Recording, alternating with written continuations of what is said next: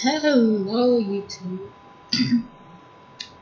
This is Princess Anti-Sheeple Pleaser, and I know Christmas just passed a few days ago. I'm out of school. It's the holidays. Um, I'm here to tell you about the real story of Santa Claus. This article was written and updated at 9:39 a.m. It was written on Thursday, December 25th by a CNN religious editor. It's called The Real Story Behind Santa Claus. Now, if you have any children in the room, you probably don't want to hear it.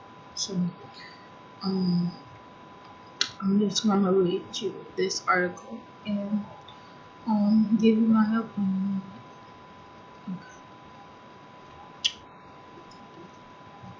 Don't tell the kids, but we've got Santa Claus all around. Countless Christmas songs tell us that Santa Claus is basically the Judge Judy of juveniles. He decides who's been naughty or nice, doles out presents and punishments accordingly, but historians say Kris Kringle was originally created to keep adults, not children, off the naughty list. Being crafty cougars who duck Santa's surveillance, turning the spotlight on kids and dramatically changing Christmas celebration. How did we achieve this very important historical victory? Picture this, it was the early 1800s and America's Christian leaders, most of whom were Protestant Reformation types, have banned religious celebrations of Christmas and unscriptural pagan.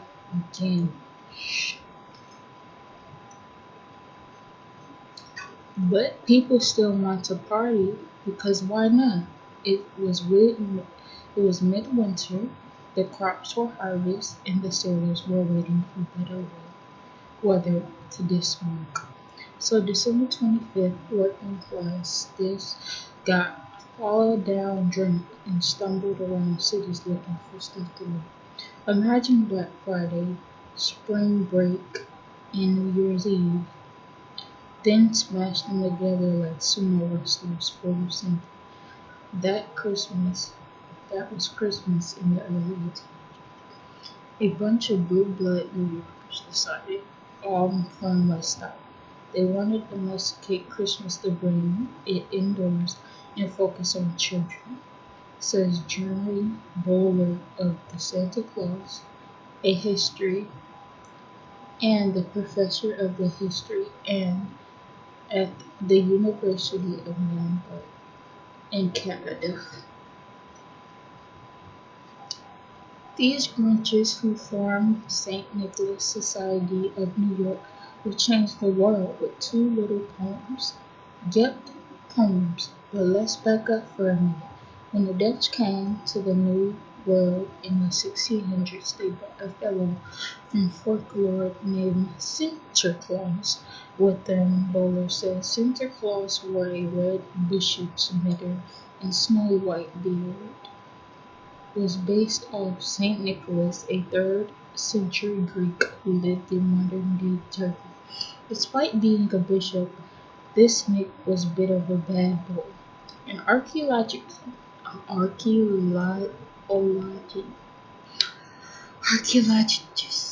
okay, don't judge me, don't judge me. I'm bad when it comes to things with logic just in it, you know. So, who dug up his bones in 2005? That Nicholas had a broken nose, perhaps a result of persistent persecution of Christians around the time, said Adam C. English, author of The Saint Who Would Be Santa Claus. Or could it be Christian violence? According to the medieval legend, Nicholas punched a header in the nose of the council in Nicaea, the meeting in 325 that formed the consensus on the Christian doctrine Early icons of Nicholas depict him without bishop's guard and subtle suggestion that he had been demoted possibly for his gifts. Alas, the Nick at Easter rumor is not true, said English, but people seem to love the story which pops up like poinsettias on the internet this time of year. Thankfully, St. Nicholas was known for more than brawling. He had a reputation for giving gifts and protecting children. The quality comes from the story about the poor man and the three young daughters without dowry.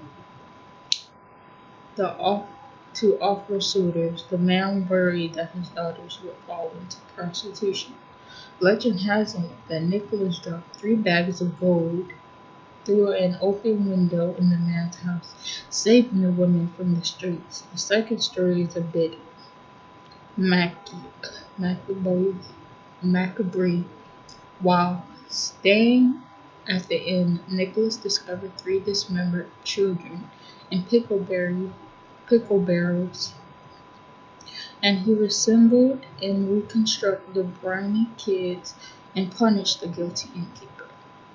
These deeds, along with every man persona, made Nicholas the greatest male saint of the Middle Ages, said Bowler. One of the measures of his popularity is leading a list of people, places, churches, and Christian groups that list Saint Nick as their patron. Bowler, Santa Claus biographer, says Saint Nick's feast, December 6th, the day he supposedly died, was celebrated across Europe for hundreds of years, often by giving gifts to children. But the beginning of the 1500s, the Protestant Reformation swept away the cult of Christian saints, denouncing them as unbiblical and idolatrous. Christmas, too, went pretty much by the wayside for most of the Protestant Europe during this time. Some countries, though, such as Netherlands, kept the alive traditions associated with Santa Claus. These customs at the 19th century New Yorkers wanted to revive, as they sought to make Christmas more family friendly. The St. Nicholas Society found the perfect front man for their namesake, who after all was known for being nice to children. In this genius move, the real goal was to get drunks off the street. Remember, now they could do that by turning Christmas into a family event when children who had it pretty rough back then or received gifts for good behavior. But kicker boxers needed more than good cheer to change Christmas. They needed stories drawing on the Dutch legends about Sinterklaas. The American author Washington Irving wrote a series of sketches featuring Saint Nicholas soaring high above New York houses, smoking a pipe and delivering presents to well-behaved children. About a decade later, in 1821, the anonymous poem called The Children's Dream featured a magical figure called Santa Claus, who drove a reindeer sled full of rewards and filled obedient children's stockings with little presents. Building on that, an Episcopalian scholar named Clement Clark Moore wrote a poem. His big book called A Visit from St. Nicholas is now better known as The Night Before Christmas. Strangely, for a seminary professor, Moore's poem strips St. Nick of religious rhyme and reasons. Nicholas wears a fur suit, clambers down chimneys, and gives presents to good children. But he says nothing about the reason for the season, as contemporary Christmas warriors like to say. Still, more Saint Nick story went viral, spreading across the northeastern United States faster than a reindeer on a battalion. In some early depictions, Santa Claus looks like an overgrown elf. In others, he looks kind of scary as the American artist merged Saint Nicholas with European traditions such as German Krampus, who punishes bad children. By the early 1900s, Butler says Santa became standardized as a white beard, red suit, twinkle-eyed, beloved grandfather that we all know and love. We're not the only ones. Merchants seized on this guy right away. They immediately saw the possibility that his personification could be useful for their selling. In other words, Santa pitching projects almost as soon as he hitched his sleigh. But before you blame Kris Kringle for commercializing Christmas, think back to what it was like before he came to town, when kids and many adults really had something to pout about. Well, I always knew Santa Claus wasn't real. I was told at an early age that Santa Claus wasn't real.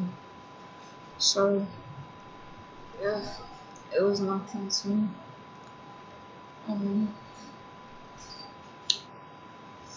That is the real story of Santa Claus. Bye, YouTube.